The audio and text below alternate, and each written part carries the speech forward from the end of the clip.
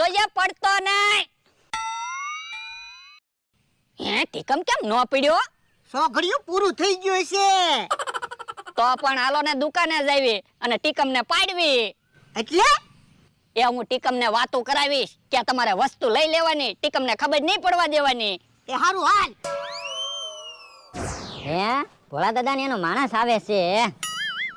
ટીકમ ભાઈ દુકાન બનાવી. દુકાન નથી બનાવી, મોલ બનાવ્યો. હાસુ હું તમે તો ફ્રૂટ ને બકાલું ને ભાગ ને કપડા ને બધું વેચવા લાવ્યા. તો હું પણ તમારે તો તળાજા દુકાન હતી ને.